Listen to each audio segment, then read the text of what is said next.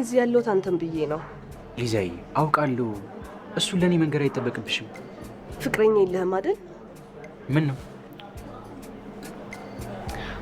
ቤሉል፣ እኔ እወድሃለሁ። እኔ እዚህ የተገኘሁት ስለምወድ ነው። ደግሞ በደምብ ስለምንግባባ ሁለታችን አንድ ላይ ማች እናደርጋለን። ምን ማለት ነው ሊዛ? እወድሃለሁ ማለት ሌላ ምን አለው እንዴ? እኔ እኮ ወንድምሽ ነኝ። እንዴት በዚህ አይነት መንገድ ታየኛለሽ እንዴ? ቤሉል፣ ይህ ምን ወንድም ነው? ደግሞ እኮ እየተቆጣኸኝ ነው።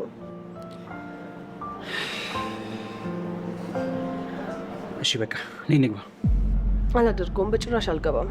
ሊዛ በጣም እየተናደድኩ ስለሆነ ትቼሽ እሄዳለሁ። ምን ሆንሻል? ተወኝ፣ እንዳትነካኝ፣ እንዳትጠገኝ።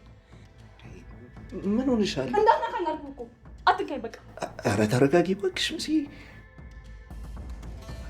መሲ እንዳትጠጋኝ ቴዲ፣ በቃ አትጠጋኝ። ዞር በልልኝ፣ ከፊቴ ዞር በልልኝ በቃ። እሺ እሺ። አረገዘች እንዴ ይቺ ልጅ? ወይዘሮ ሄለን ለቤሉል ስልክ ደውላ ወደ ቤት የመመለስ ሀሳቡን ተስማምቼበታለሁ ብላ ስልክ ደወለችለት። በቀደም በሰራሁት ቪዲዮ ላይ እንግዲህ ወይዘሮ ሄለን ኤልሹ ይቅርታ ልታደርግልኝ ትችላለች፣ ስለዚህ የልጅን ይቅርታ ለማግኘት ወደዛ ቤት መመለስ አለብኝ ብላ ወደዛ ቤት እንደምትመለስ ነገራችሁ ነበረ። አሁን ግን ሰዓቱ ደርሶ ወይዘሮ ሄለን ወደ ቤቷ የምትመለስበት ጊዜ ነው ማለት ነው። እንግዲህ ቤሉል ቤዛ እንደምታፈቅረው ነግረው ቤሉል በቤዛ ንግግር በጣም ተናዶ በተቀመጠችበት ነበረ ጥሏት የሄደው። በዚህ ምክንያት እንግዲህ ኑኑና ቤዛ ትልቅ ሰጣ ገባ ውስጥ ገብተዋል። እንግዲህ ቤሉል ቤዛ አክስቱ እንዳልሆነች ቤቴ ለኤልሹ ነግራት ነበረ ማለት ነው።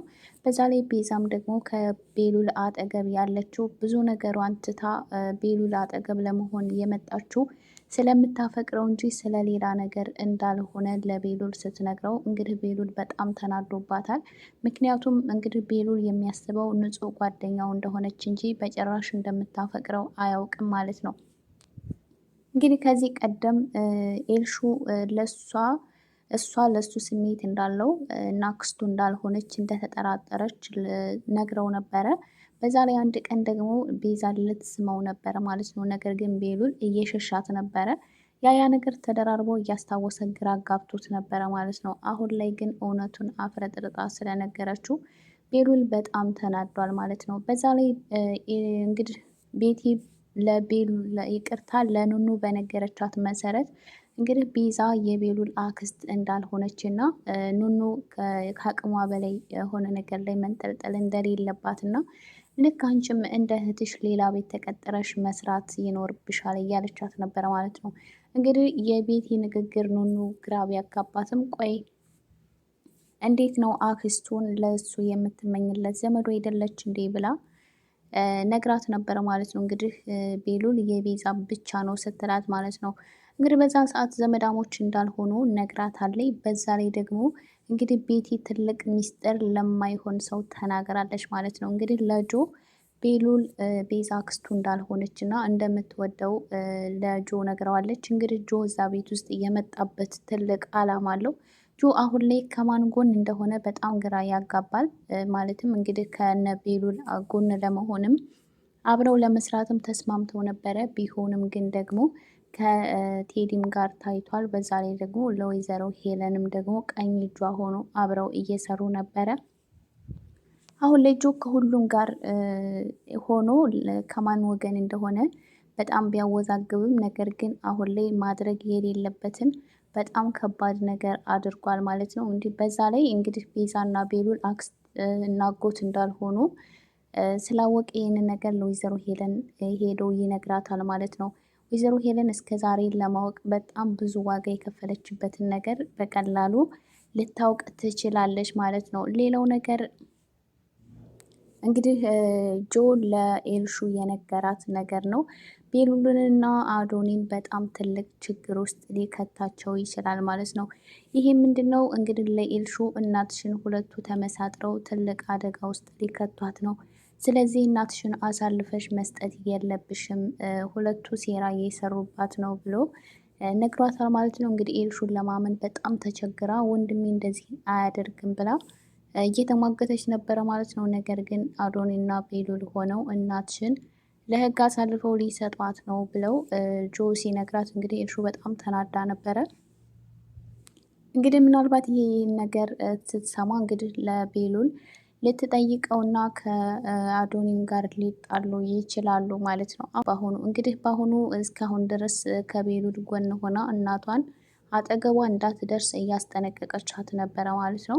እንግዲህ ቤሉልን ከዛ ቤት ውጣ ባለችው ሰዓት ቤቱ የእናቱ ነው፣ አንቺ ምንም አይመለከትሽም ብላ እናቷን ስታስጠነቅቃት ነበረ ማለት ነው። አሁን ላይ ግን ወደዛ ቤት እንኳን ልመለስ ነው ስትላት የራስሽ ጉዳይ ደስ ብሏት ነበረ። ነገር ግን ደስታዋን ላለማሳየት የራስሽ ጉዳይ ብላ ነበረ የተወቻት ማለት ነው። ቢሆንም ግን እናቷ ልክ እሷ እንደተወቻት ሲገባት ወደ እሷ እንድትመጣ ለማድረግ ነው እንጂ ኤልሹ እናቷን የእውነት ጠልታት አይደለም፣ ወይም ደግሞ ለቤሉል ከእናቷ ይልቅ ቤሉልን አስበልጣ አልነበረም ማለት ነው።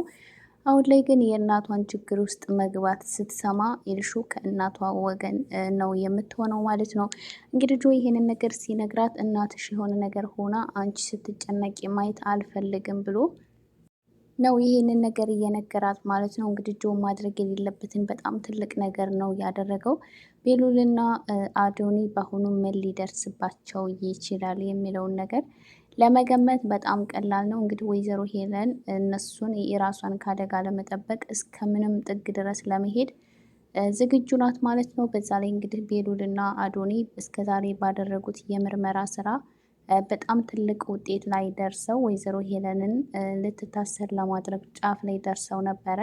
አሁን ግን ነገሩ ድብልቅልቁ ወጥቷል ማለት ነው።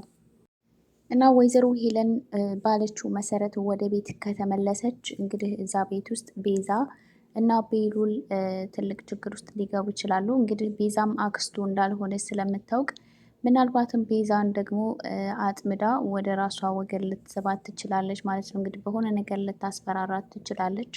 ወይም ደግሞ ቤሉልን የሆነ ነገር አድርገዋለሁ ብላ ካለቻት እንግዲህ ቤዛ ምንም ነገር ከማድረግ ወደኋላ አትልም ማለት ነው። ሌላው የቴዲ እና የቤቲ ነገር ነው። እንግዲህ ቴዲ ቤቴን እንደምንም ብሎ አሳምኗታል። ወደ ቤት እንዳትሄድም አድርጓታል። እንግዲህ ቤቱን እያሳደስኩት ስለሆነ እዛ ቤት መምጣት የለብሽም፣ እኔም ደግሞ ቤቱን ለቅቄ እዚህ ነው ያለሁት ብሎ ወደ መሰረት ወዳለችበት ቤት እንዳትሄድ ቤቲን አስጠንቅቋታል ማለት ነው። እንግዲህ ቤቲ በቀላሉ የምትሸወድ አይነት ናት ማለት ነው። ይሄንን ነገር ለቤዛ ስትነግራትም ቤዛ እንግዲህ እኔ በዚህ ነገር ምንም ነገር ልልሽ አልችልም ብላታለች። ማለትም እንግዲህ ቤዛ ትልቅ ጥርጣሬ ውስጥ ስለነበረች ማለት ነው።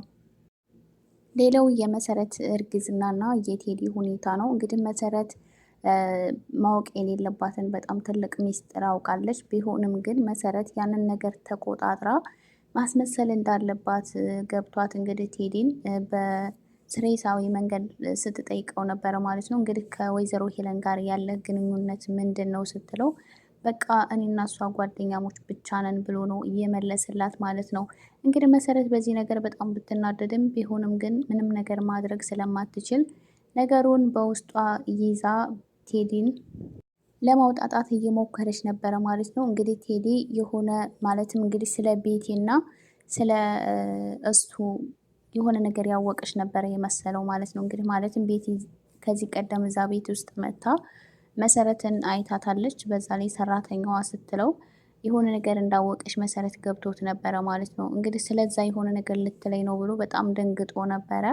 ነገር ግን አሁን ላይ የእርግዝናዋንም ነገር እንግዲህ ቴዲ ተጠራጥሯል ማለት ነው። በጣም በተደጋጋሚ ሲያስመልሳት ስለነበረ በተለይ በትላንትናው ሰዓት እንግዲህ በጣም ፊቷ ተቀያይሮ በዛ ላይ ንዴቷ አለ ምናምን ነገር እና እንግዲህ ቴዲ መሰረትን ለማረጋጋት እና ለማናገር ሲሞክር ነበረ። እንግዲህ በሚያስመልስበት ሰዓት ምናልባት አረገዘች እንዲህ እያለ ነው እያሰበ ነበረ ማለት ነው። እንግዲህ ይህንን ነገር እርግጠኛ ከሆነ ቴዲ ይህን አጋጣሚ ሊጠቀምበት ይችላል ማለት ነው። ምክንያቱም ወይም ደግሞ ለእናቷ ይናገራል። እንግዲህ እናቷ ማለትም አይንዬ ከዚህ ቀደም መሰረት ሀብት እንዳላት እሷ የማታውቀው ብዙ ነገር እንዳላት ነግረው ነበረ። አሁን ያንን እጁ ለማስገባት እንፈራረማለን ምናምን እያለ ነበረ ማለት ነው።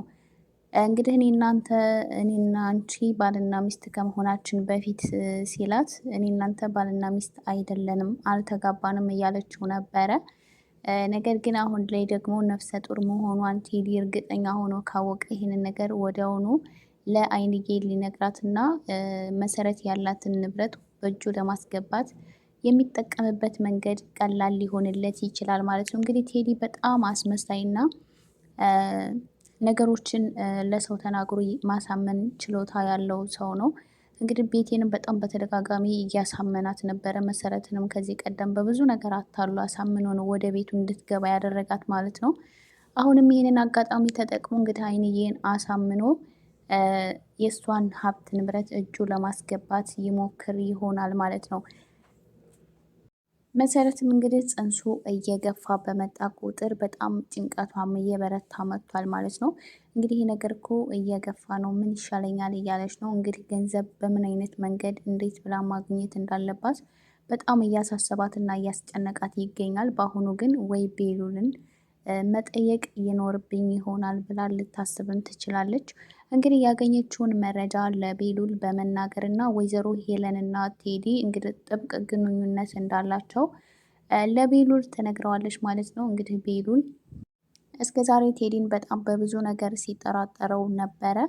እንግዲህ ነገሮች ሁሉ ወደ እሱ ሲያመላከቱት ነበረ። ያንን የድምፅ መቅጃውንም ጭምር እንግዲህ ኪስ ውስጥ አድርጋ ከማን ጋር ተገናኝቶ ምን እንዳወራ ምናምን ቀርቶታል ማለት ነው። ያንን ነገር ሲሰሙ ደግሞ ለነሱ የሚጠቅማቸው ትልቅ መረጃ ሊያገኙ ይችላሉ።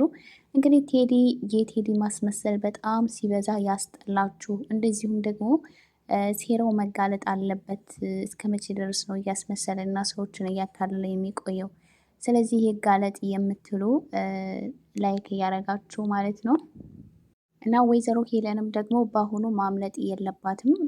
ቴዲን ይቅርታ አዶኒና ቤሉልን ቢሆኑ ስራቸው የጀመሩትን ስራ ግብ አድርሰው ወይዘሮ ሄለን እና ቴዲን አሳልፈው ለህግ መስጠት አለባቸው። እስከዛሬ የለፉበት ነገር መክሸፍ የለበትም ብዬ አስባለሁኝ።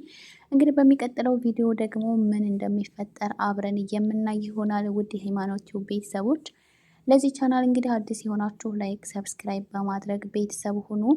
ቤተሰብ የሆናችሁም እናመሰግናለን። ይህን ቪዲዮ እስካሁን ላይክ ያላረጋችሁ እንደዚሁም ላይክ በማድረግ ሀሳብ አስተያየት ኮሜንት ላይ በማስቀመጥ አበረታቱ። ቀጣይ ቪዲዮ እስከምንገናኝ ሰላማችሁ ይብዛልኝ።